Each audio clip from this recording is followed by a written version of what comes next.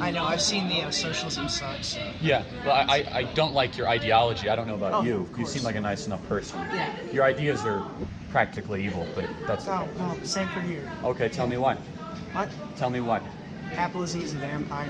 I don't know. Is it what? I said capitalism is a dead vampire that feasts on the blood of the working class. Capitalism is a deadly vampire that feasts on the blood of the working class. Yeah. Can you elaborate on that for me? I don't really want to right now, but because Do you have an iPhone? Yeah. So you're feasting on the blood of the working class. How dare you? Yeah. I know. How do you feel about that? We all have to do the best that we can. No, you don't. Why don't you go live on a farm and not use the fruits of the working class and just be a socialist with your friends? Why use the fruits of the free market? Isn't that kind of hypocritical? No, because the free market is so pervasive, we have no choice but to. No, like I said, you could go live on a farm by yourself, like the Amish do, or like socialists in Vermont do, but yet you choose to live in a free market society and benefit from it, and use the heat and the light and the well-being and the medicine and the food all as a byproduct of a market-based society. I mean, don't get me wrong, I love it. But... Oh, you love it, but you said it's a vampire sucking the blood of the working class, so isn't that a little contradictory? What? What's your dad's opinion? My dad's opinion? Yeah, how old are you? I'm 18. Is your dad the same persuasion as you? No. No, He's a Republican. Slightly, that's okay then. He's Republican. Yeah, he's a Republican. But no one's preventing. See, here's the thing: no one's preventing you from living like a socialist. You can go do that, but your worldview would prevent me from living like an entrepreneur or like a capitalist. So inherently, your ideology is built on control of other people's choices. Ours is built on freedom. If you want to go live like a socialist, I have no problem with that. You can go start your own socialist colony in rural Utah, buy your own land and share your own water and share your own food. That's what's so amazing about voluntary societies. Whereas what you talk about is a coercive society. I don't have that freedom to live how I want to live under the worldview that you espouse. And I think that's immoral. You're forcing them. And again, I don't believe in revolutionary socialism. I didn't accuse you of that. You said Democrat socialism. Yeah. That's just the club I'm with. Really, I'm fairly Marxist, honestly. Okay, let's talk. That's just the club that I'm in.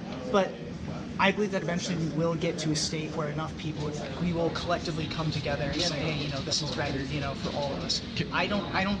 Obviously, with the world we live in today, socialism can't exist, like today in America.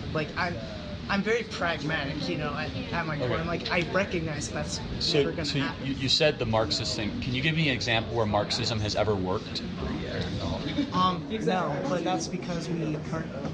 But it's been tried over 100 times in the last 100 years, and it's never worked. It's 0 for 100. And isn't that kind of concerning to you? Well, so the thing is, in a Marxist state, it's a stateless, classless, money-less society.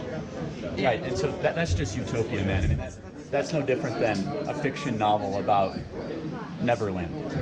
It's been tried, and the results are hundreds of millions of people dead. But that's ultimately what the true context of utopian is. Right. So here's the question: do you think utopia is attainable? I think it is, not in our lifetime. Okay. Have you read the Communist Manifesto? Yeah. And so, I guess the struggle I have here is you espouse a viewpoint that has never worked. You think it's never going to work in our lifetime and never work in this country.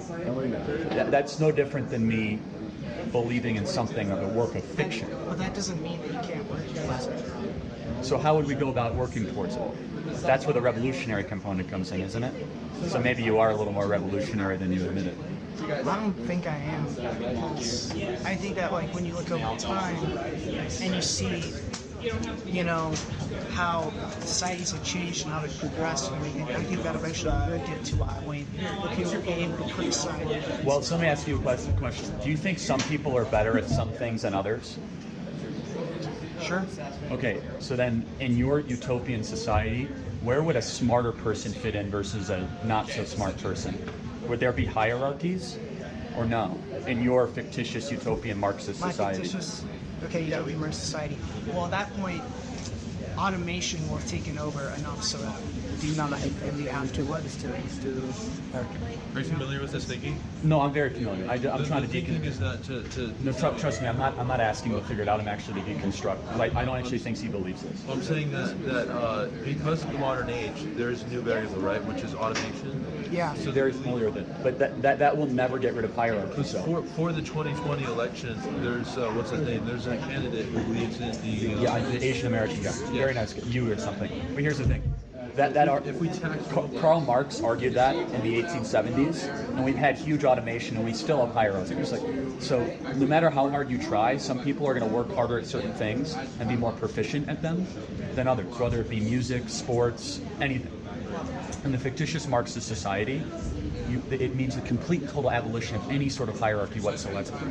And so that's something you would believe in. Okay, so that's anti how we're actually built as people. Some people are taller, some people are smarter, some people have higher IQs, some people have more drive.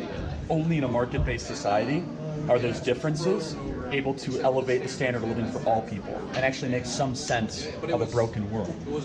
And there's been so many times that Marxist fictitious utopian communism has tried to be implemented. Over a short period of time, like the Paris Commune, it falls apart. Do you know why? Because human beings are inherently selfish. And so if you try to build a commune, for example, after 20 days, you're going to have one guy saying, no, I want 2 loaves of bread, not 1. And he might be smart enough to be able to figure out how to do that. Then all of a sudden there'll be a small subdivision that will break away from him and you have a conflict. The only reason we have a civil society in the West is in order to get 2 loaves of bread in the West, you have to earn it. You can't take it away from somebody else. That's where Marxist utopian fictitious communism breaks in. This is an interesting topic. Sprung into class. Thank you. I hope you learned something there.